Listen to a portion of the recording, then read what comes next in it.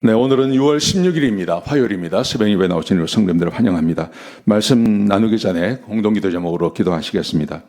배옥준 집사의 병상에 함께 하셔서 통증이 없게 하시고 하나님의 위로와 힘을 부어주십시오. 권하자 집사가 다시 걸을 수 있게 회복시켜 주십시오. 김시희 집사의 건강을 회복시켜 주시고 데이비박 형제의 건강이 회복되게 해 주십시오. 나의 모든 가족이 예수님 믿고 구원받게 해 주십시오. 예수님의 이름으로 기도합니다. 아멘. 오늘 본문의 말씀은 고린도전서 15장 35절에서 49절까지 말씀입니다. 부활의 영광이라는 제목으로 하나님 말씀 함께 나누시겠습니다. 사람들은 죽음을 두려워합니다. 여러분, 그런데 사도 바울은 계속해서 죽음 이후에 부활이 있다고 말합니다. 그런데 그 부활은 그냥 부활이 아니라 굉장히 영광스러운 부활이라는 겁니다. 지금 우리가 상상할 수 없는, 지금 우리 이 세상에서 상상할 수 없는 그런 굉장히 좋은 것으로 부활한다고 이야기합니다. 그러면서 사도 바울이 부활을 믿을 것을 사람들에게 각성시키고 있는 것입니다. 자, 어떤 내용인지 같이 한번 보시겠습니다. 35절에 보시면 어떤 사람들, 이 교인들을 말합니다. 어떤 사람들이 죽은 자들이 어떻게 다시 살아나는가 하고 또 어떤 몸으로 오는가 하고 의심하고 질문하는 사람들이 있다. 사도 바울이 여기에 답을 한다는 거죠. 사도 바울은 크게 세 가지로 답을 합니다. 이렇게 말합니다. 땅에 씨를 뿌리는 걸 생각을 해봐라. 땅에 씨를 뿌릴 때 그 씨라는 것이 성체로 자라난 어떤 것을 심는 것이 아니다. 씨를 뿌리는 것뿐이다. 그런데 그 씨가 땅에 뿌려져서 그 씨가 죽으면, 그러면 거기서 굉장한 것이 태어나지 않느냐. 죽음 이후의 부활이라는 것은 그런 것이다. 씨를 뿌릴 때 씨 안에서는 상상도 하지 못하던 그런 굉장한 것이 자라나는 것처럼, 태어나는 것처럼 하나님 나라에서 부활한다는 것도 그런 것이다. 사도 바울이 먼저 그렇게 말을 해요. 여러분, 그렇죠. 우리는 사과씨 안에서 사과를 상상하지 못합니다. 레몬씨에서 레몬을 상상하지 못합니다. 벼를 심을 때 그 벼에서 볏잎을 우리는 상상하지 못합니다. 씨라는 것은 원래 그렇게 초라하고 작은 것입니다. 그런데 그것이 땅에 심겨져서 거기서 싹이 나고 거기서 열매를 맺으면 상상도 할 수 없는 어마어마한 것이 맺히지 않습니까? 그런 것처럼 사도 바울은 말합니다. 부활이라는 것도 그런 거라는 거예요. 지금 우리의 몸을 가지고 그 부활을 말하지 말라는 거죠. 자, 그러면서 사도 바울이 이렇게 말합니다.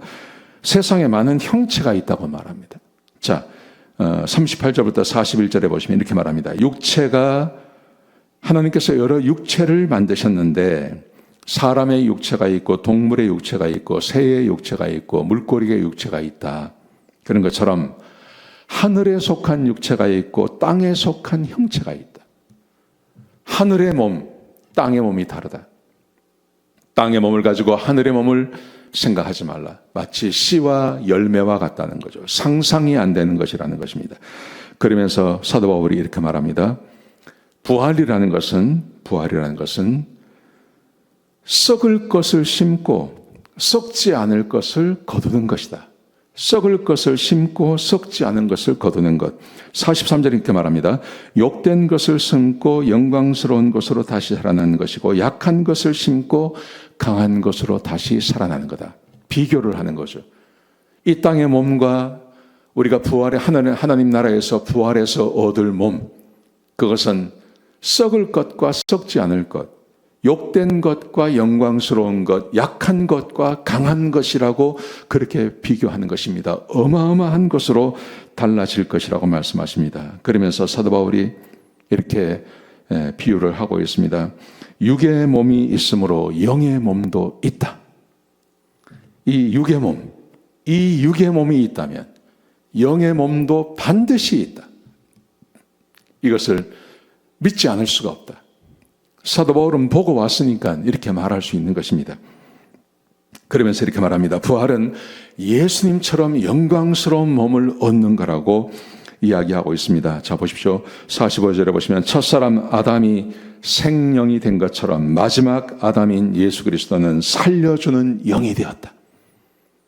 그러면서 아담의 몸과 예수의 몸을 비유합니다. 46절에 보시면 아담은 신령한 사람이 아니지만 예수님은 신령한 사람이다. 아담은 땅에서 나서 흙에 속한 사람이지만 예수 그리스도는 하늘에서 나셨고 하늘에 속한 자이다. 부활이 뭐냐? 부활이라는 것은 예수 그리스도처럼 하늘에서 속해서 하늘의 영광스러운 몸으로 다시 태어나는 것, 그게 부활이다. 사도 바울이 그렇게 말합니다. 여러분, 얼마나 좋은 것입니까? 저는 이 말씀을 읽을 때마다 참 좋습니다. 사람은 다 죽습니다. 사람은 다 죽습니다. 죽을 때, 사람이 죽을 때 보면 참 비참합니다. 아무리 건강하고 아무리 많은 것을 배웠다 하더라도 사람이 죽음 앞에 서면 육체가 다 쇠해서 돌아가시죠. 그 젊은 날의 좋은 모습은 하나도 보이지 않습니다. 그래서 사람들은 그 죽음을 보고 절망하는 것입니다. 사도 바울은 이렇게 말을 합니다. 절망할 거 하나도 없다. 어차피 우리의 육신이라는 것은 아담의 몸을 받은 거다. 그것은 약한 것이고 그것은 욕된 것이고 그것은 쇠약해지는 거다. 그런데 예수 안에서 죽으면 이 몸을 가지고 가는 게 아니라 예수 그리스도의 몸을 받는 것이다. 하늘에 속한 신령한 몸을 받는 것인데 그것은 약한 것이 아니라 강한 것이고 욕된 것이 아니라 영광스러운 것이고 아담의 몸이 아닌 예수 그리스도의 몸을 받는 거라고 이야기합니다. 그게 부활이라고 이야기하는 겁니다. 얼마나 좋은 것입니까? 상상을 할 수 없는 것입니다. 제가 주일날 말씀드렸는데요. 제가 주일날 이미 말씀드린 것처럼 부활이라는 것은 우리 그리스도인에게 없어서는 안 되는 것입니다. 그리고 이것을 우리가 사모해야 하는 것입니다. 천국에 가는 것을 사모하고 천국을 사모하고 주님 앞에 가서 이 몸을 받을 것을 사모하셔야 됩니다. 그래야 제대로 이 땅의 삶을 살 수 있는 겁니다. 이 땅에 정말 참된 삶을 살 수 있는 겁니다. 죽음 이후에 무엇이 있는지 모르는 사람들, 죽음 이후에 아무것도 없다. 그게 굉장히 자유로울 것 같지만 그것은 사람을 허무하게 만드는 거예요. 사람이 항상 힘을 가지고 살아가는 거 아니거든요.